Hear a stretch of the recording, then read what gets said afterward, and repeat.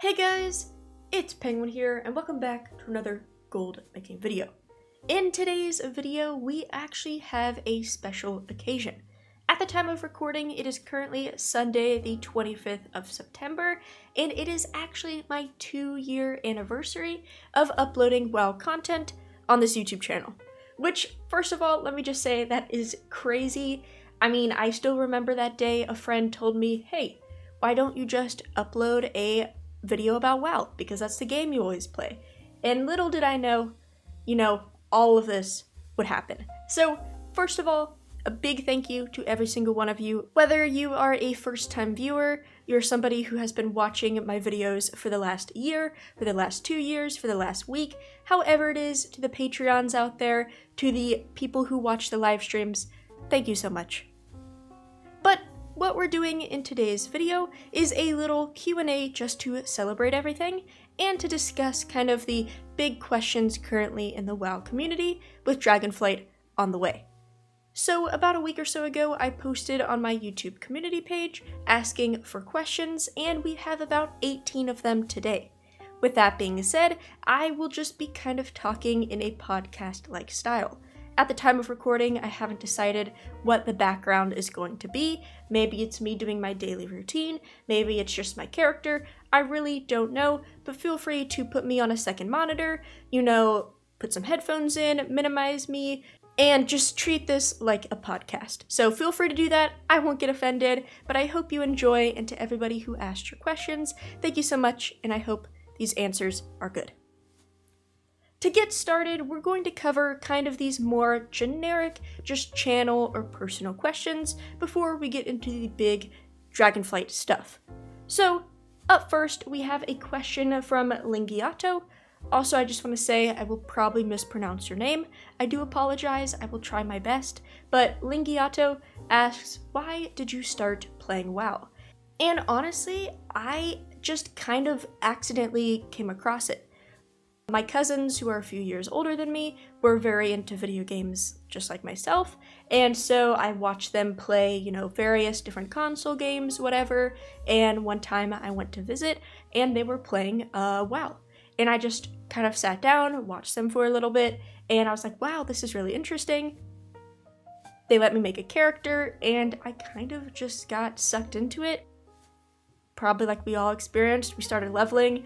Little did we know, 2 hours later, a day later, you're playing it for a week, stuff like that. Now, it took me a long time to get to my own account, just because I was very young, so I had a character on my cousin's account, which I could only play whenever I was, at their house. But eventually, I got my own account, and that is when the full addiction started. But that is how I started playing WoW. Moving on, we have a very similar question by the Captain Hazmat, who asks, what was the moment that turned you into a gold-making goblin? And this was actually in Legion. Now, I started playing the game, just a quick background, in Cataclysm, the end of Cataclysm when Pandaria was almost released. And at the time, I just took everything very, very slow. It took me multiple expansions to hit max level, and Legion was the first expansion that I actually experienced a launch. So I was actually there whenever Legion started, all of that. And my goal of Legion was actually to finally catch up and be able to raid with my cousins, the people who got me into the game, but it just never really happened. So eventually I turned to other things. I was awful at PvP, ratings, mythics wasn't for me, and so I started making gold. And the first gold making method that I did was actually a shuffle, and it was the Obliterum shuffle, which what you did is you had an alchemist and you crafted the basic healing and mana potions, you put it into the Legion scrapper, I believe it was called the Obliterum Forge, and then it created Obliterum Ash, which you turn into the full Obliterum, and you would just sell that on the auction house. And that is actually how I made my first million and got into gold making as basically my whole form of playing WoW. Next up, we have a question from Grey Warden, who says, congrats on the 2-year anniversary, thank you so much. And they say, don't know if this was asked already, but who is your favorite WoW character and why? And honestly, I have a pretty hard time answering this question. I have to admit, I have never been a lore person. I've tried to watch videos about it, I've tried to just pay attention to the story, but I have to admit, I am pretty bad at it. I just never paid attention to quest. I would skip, different cutscenes that were happening whenever I was leveling, and I really didn't do any high-end content until I got to WoD, so I feel like I never just took the time to catch up on the story. I'm not sure if I can point out an exact favorite WoW character, but I do really like the Pandaren zones, which I know is not an exact answer, but somebody probably in the Pandaren timeline, one of those pandas out there, I would say is pretty cool and would probably be my favorite character. Moving on, shifting kind of away from WoW, we have a question from Goose, who asks how school going, and has the skills you acquired and the time invested in making gold in the game helped you all with your real life and potential career paths? And honestly, this was a pretty good question. It really made me think, so I appreciate that. And honestly, I would have to say, I think so. First of all, to anybody who doesn't know, I am a college student, so I am going to university for a degree. That is going very well. I enjoy my classes so far. I'm doing well in school. So the first part of the question, I am enjoying it. I am doing well. In terms of skills, I think so. This semester is the first time that I'm taking an economics class. It's just for kind of those core requirements that we have to take. But as somebody who has never, I guess, put economic terms to the things that are actually happening inside the game, it's made me realize that a lot of those things are exactly happening. So learning about the actual economic terms and being able to put that with something going into the game is really cool. So yeah, I think that's kind of maybe an obvious point, but definitely I can see a lot of economic stuff relating to the gold making. Moving on, we have a question from Scoots. First of all, love the name. And they ask, curious what you think about the shortcomings of the WoW market in comparison to the other MMOs auction house equivalents. And they're also even more curious on what do I think that Blizz could do to improve the auction house or just the overall experience and economy of WoW. First of all, I have to admit, I have not done a lot of experimenting in any other MMOs. I played New World for a very short period, which, the game died quickly and had a lot of issues with the economy. Before WoW, I did play my handful of RuneScape, but I don't really remember the logistics of it, which I think that's just due to the fact that I was very, very young at the time. So in terms of shortcomings, I feel like I'm pretty bad at trying to do that. I just don't have a lot of knowledge on other MMOs. I think in terms of something I would like to see, I know a lot of people talk about the ability to have, I believe they're called jobs in Final Fantasy, the profession equivalents, and you can actually have that on a single character compared to only being limited to 2 in WoW. I think that would be a very cool change if you were able to just have it all on one character. I know that could probably get very crazy, but I think it would be a pretty nice change. I mean, ultimately, you would still have the same amount of responsibility, same amount of work. You can just do it on one character instead of, 6. In terms of improving the overall experience, I really hope and think that the work order system coming in Dragonflight will be a very cool experience, and I think it will help out with the current economic state. I think the auction house is struggling in terms of it being region-wide. However, I think the work order system, plus with the revamps of professions, which we'll talk about in a little bit, I think that really is going to help improve. So, I think the work order system is really going to help. Another thing I'll just throw out there, which I would love to see, a lot of people have said this as well, is some sort of account-wide crafting bag, whether that's a part of your bank, if that's a part of, something else that they don't even want to call a bank, whatever they want to do. If you could pull materials auction-wide off multiple characters, kind of have a main place to store, that would be super awesome as well, and I think would just help with the kind of grindiness experience factor of having to mail everything around and just being a little bit more confusing. Moving on, we have a question by Wesker, and he asks, how many unique transmog items do you have posted, from what expansions, and finally what professions. Also, do you post multiples or just one of each? So, first of all, I will say I assume because you brought up professions, you're talking about crafted transmog. In terms of crafted transmog, I probably have, it would take me a while to count. I would say probably about only 200 to 300 items at the moment. I say only because there's a lot more I could have, but right now I think that's about probably closer to the 200 range of my unique transmogs. In terms of from what expansions, a large chunk is likely from vanilla. Another large chunk would be from BFA with uncanny gear, and also some probably in the cataclysm range. But I think a bulk of my transmog is from vanilla.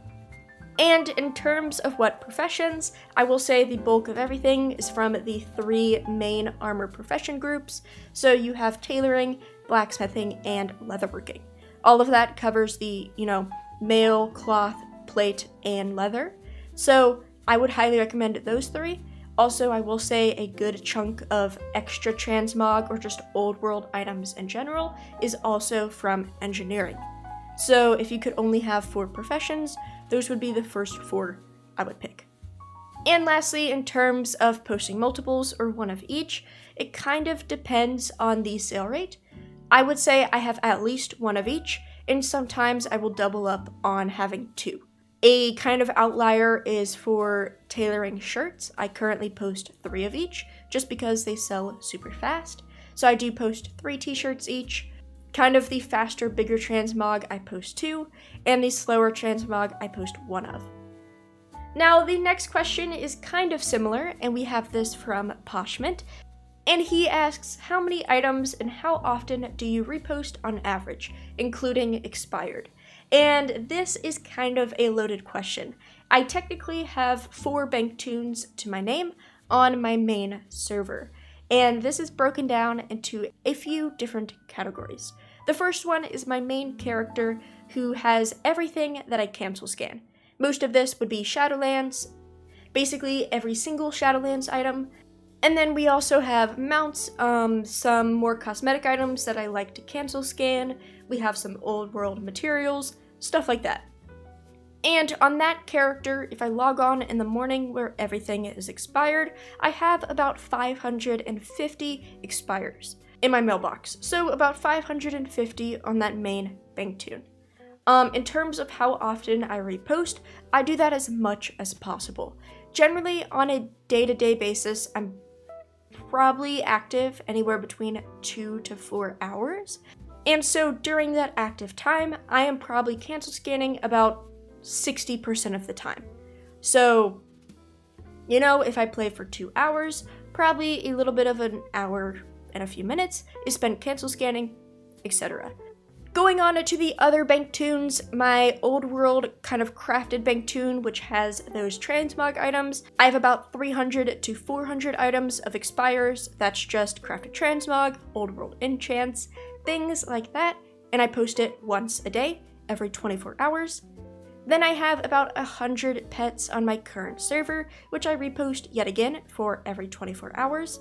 And I also do pets on about 6 other servers, so if you want to add that together, on average is probably another 500 or so pets. Then lastly, I have that farm transmog, which I talked about earlier, which I have about 600 left over, but I have to be honest, I only post it about once a month, so it doesn't expire and delete out the mailbox. So I wouldn't count that to my total, but I have about, 600 farm transmog in there. So in total, if I have about 550 items on my main, about 300 or so on my side, and about 100 pets, I would say almost, 1,000 items that I have to repost every single day on my main account. Moving on, we have a question from Joan Taryn Mill, which says, happy birthday. I appreciate it. And they say, what is the best way to make gold on the end of the expansion? They used to farm leather, but they can't really do that nowadays without making, only about 8,000 gold. And I would say the best way to make gold is do what you enjoy first of all. And I will say this question is pretty subjective. As somebody who is a crafter myself, I am always going to say that crafting is the best form of gold making, just because in terms of time spent, I believe it is truly the most efficient.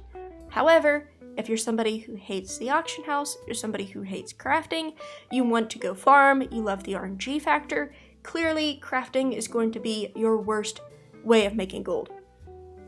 But if you are somebody who wants to give crafting a try, I would highly recommend. There's a ton of items. Armor specifically is doing great at the end of this expansion. We have armor, we have a lot of different old world items, which I have actually a playlist on, which I can leave in the description down below. But I would say crafting right now is the best way to make gold.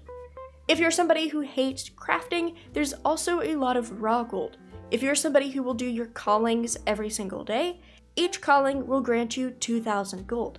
So if you think about it, if you do 8k an hour, that is equivalent to 4 callings. So if you can do 4 callings in under an hour, you have a better hourly rate than farming leather. Keep in mind, some days the callings stack up where you can literally complete 3 in about 15 minutes, and that's 6k in 15 minutes. So keep an eye out on your raw gold callings, mission tables, etc., and potentially get into crafting if that's something you're interested in. Moving on, a perfect follow-up question from Andrea K, who says, "Happy anniversary, thank you so much," and they ask, what do you think is the best way to monetize all the materials generated by the mission table? They normally shuffle and are left with a ton of lightless silk. I would say if crafting is profitable, you should craft. So for example, if you have a ton of lightless silk, then get yourself a tailorer and see if the lightless silk pouch is profitable. You know, if you can sell the lightless silk bags for about 30 gold profit, then there you go. You're going to be making a ton of profit through crafting that bag. If, let's say, the bag is not profitable, you can just simply sell the lightless silk to the auction house or use it to craft armor. Once again, if you go into the crafting ways and you make some tailoring gear.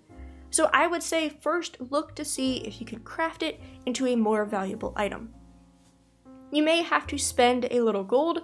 For example, the pouch also requires a vendor item, so you're going to be paying a little bit more, but yet again, you will be netting a ton more profit. So, you know, you may have to spend a little bit of gold, but you're going to make a little bit of gold back. So I would look on trying to turn it into something more valuable, and if not, I would just sell it off to the auction house. Next up, we have a question from Lays, which I probably should have already said. We're kind of transitioning more into the pre-Dragonflight Goldmaking questions, but he first of all says, "Happy anniversary, Penguin. Looking forward to many more years of content." Thank you very much. And their question is, at what point towards the end of an expansion do you begin to stop crafting gear for the auction house? So, you know, the crafters marks, legendaries, stuff like that. They also just say, thanks for all the advice videos. So thank you so much, Lays. I do appreciate the kind words, but you do also ask a very good question. And in terms of when to stop actually crafting, I would say pre-patch, getting a feel of how pre-patch feels can be a good time marker. The reasoning why is pre-patch is going to make people start prepping actually for Dragonflight, whether that's through, you know, kind of this pre-patch questline that's going on. People might be leveling alts, people will be creating their new evoker, stuff like that. And that is when you're going to tell, okay, are legendary sales falling off? Is crafting gear doing better or worse? It's really during that time. So personally, I am doing everything as normal until pre-patch comes out, and then I will be a little bit more focused on exactly how the market is running. If I'm still selling out of things, I will of course restock, but maybe I only restock, let's say, 2 pieces of Crafter's Marks gear instead of 5, or instead of 3. You know, I might go down to 1 instead of 2 or 3 items. So kind of during that pre-patch phase when people are actually prepping for Dragonflight and making those characters, kind of stopping the generic Shadowlands progression, I would say that's a perfect time to kind of evaluate what's going on. And the biggest thing to keep in mind is remember your server is unique. For example, my baby server that has just a bunch of casuals, I will probably stop seeing a demand for legendaries faster than somebody who is on Illidan, where there's a ton of rating and a lot of high-end rating as well. So just keep in mind your server, watch for trends, but I would say pre-patch is a good time to just kind of see what's going on. Next up, we have Charlie, which thank you so much for the kind words as well. I'm glad you discovered the channel. That is awesome. Also, your question is not boring, but you ask, you'd love to know if there's a superior way in terms of profit that you can fully commit to in order to accumulate as much gold as possible for Dragonflight. And like I said, this is not a boring question. This is actually very smart. You're looking ahead to the future. This kind of relates back to the question on, the best way to make gold right now. I, of course, am very biased in the fact that I love crafting. So I would say, start getting into the crafting world if you haven't already. Another thing I'll bring up is the raw gold once again. We have another question about mission tables, but mission tables, if you can just do them every day, you will get a ton of raw gold. Even if you don't have it maxed out, that is still more raw gold than you are getting if you don't do it. And it takes less than 5 minutes per character every single day. That on top of callings, yet again, callings is guaranteed raw gold, about 2k raw gold per calling. So let's say we have 2 months until Dragonflight, that's 60 days. If you do a calling every single day, that is 60,000 gold. If you have 2 characters, that's 120,000 gold.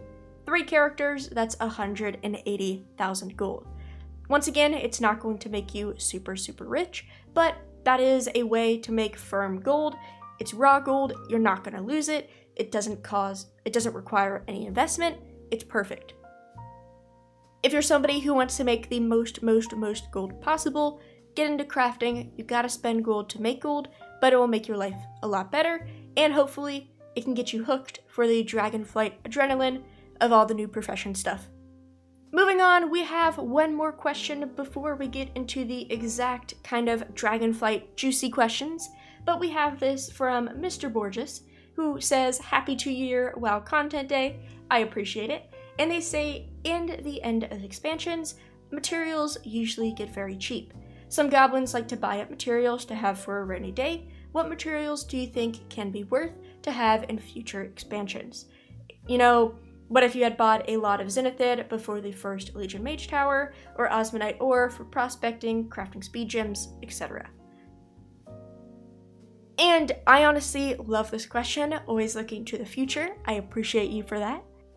And the first thing that was brought to my mind is old world ore, specifically like Capyrite and things that you normally have to prospect a lot of that is just very time consuming. This also goes with herbs. So if you buy a ton of herbs to mill for whatever sort of ink, look at this too. And the reasoning is because Dragonflight is introducing mass prospecting for every single expansion. So to anybody out there who has tried to, prospect thousands and thousands of Capyrite, first of all, I feel bad for you. Second of all, you will be very happy. For those who don't know, there is no mass prospect for Capyrite. So you have to sit there and click, prospect, click on the ore, or you can make a macro, but still you have to click a button for every 5 ore. And that can be very, very exhausting. So potentially, people may be going through more of these ore/herbs as they're going to be able to easily mass prospect them for panthers, for inscription pieces, whatever they are crafting. They might be going through that ore a lot faster, potentially moving the price up. I don't know if that's actually going to happen, but if a lot more people use ore, there's not as much ore being farmed because everybody is worried about Dragonflight, it could very much happen. And alright, we have a few questions about Dragonflight that I want to go over now. The first one is from Psycho Teddy, who says, congrats on the anniversary. It sounds like the fast path to specializations is to split it among crafters, but everything will be obtainable by a single crafter with enough time/effort. Do you think it will make sense to have multiple crafters on the same profession to concentrate on specializations? Also, do you think the commodities market will stabilize quickly after launch since they're region-wide out of the gates? First of all, thank you so much for your question, and I would have to say I don't recommend going the multiple crafters with the same profession route. The reasoning is that it is a huge time commitment. For example, normally we are used to just being able to create a new character, buy a few items, and within, 10 to 15 minutes, we have the profession, maxed out. Let's just throw it out there. Let's say we want to have multiple alchemists for the different masteries. In about 20 minutes, you can have the materials you need, and you can have your vanilla alchemy maxed out in about 30, and then you're good to go. That is not going to happen in Dragonflight. Dragonflight is going to take an absurd amount of time. You're going to have to be doing dailies on each character in order to get, knowledge. You're going to have to work on gaining different recipes that aren't just from the trainer, whether that's reputation, whether that's building out your skill tree, yet again, more knowledge, in all of this. So unless you're somebody who is going to have 10 plus hours, 15 hours a day to play this game, I don't recommend it. The only thing that I say might be okay is having an alchemist. Just because there are transmutes in alchemy, yes, you may still have to put in some effort to get to that level, but it could be beneficial on the long run. Once again, it really depends on how much time per day you have to dedicate. And to follow up with your other question, I think commodities will stable pretty quickly. It really depends on your definition of quick, but I think there are going to be a ton of people who are going to be buying out things, quickly trying to level up their professions if they can, playing with, okay, how much are people actually willing to pay, resetting the markets, stuff like that. So I think it will still be chaos for quite a little bit. Think about it, there's going to be so many buyers, so many sellers, it's going to be chaotic, but I will say it will stabilize relatively quickly. I don't think it not stabilizing will be an issue. Moving on, we have a question from Isaac, who says, are gathering professions the best way to make gold at the start of every expansion? If not, then which would be the most efficient?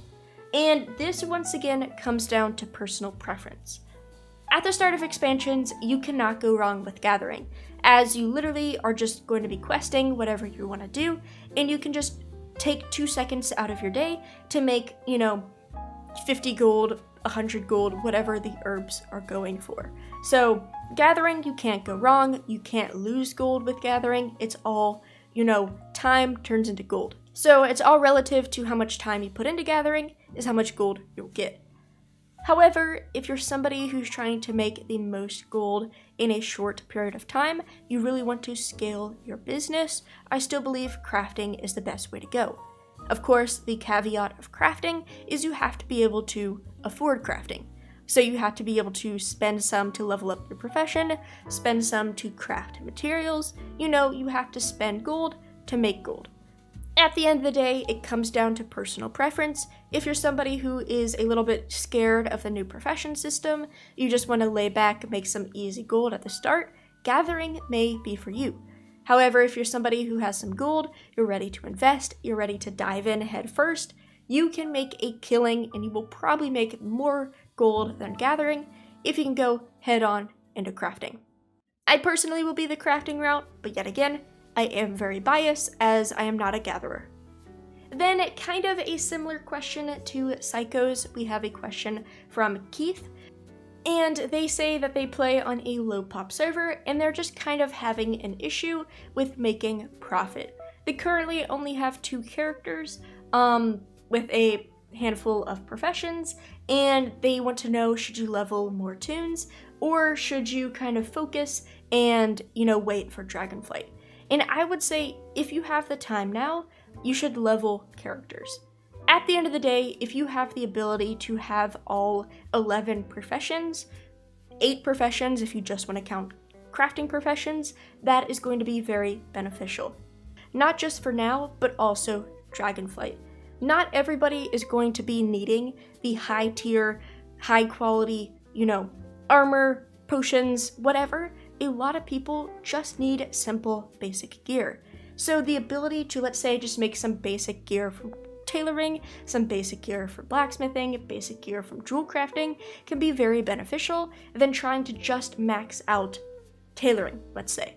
Also, just keep in mind you are on a lower pop server, so you might not even have a big rating kind of scenario in your server, so you might not even have a super big demand for that top quality gear. Now, you 100% can, and you probably will, but you could be making a ton more gold if you kind of diversify instead of just focusing down onto one.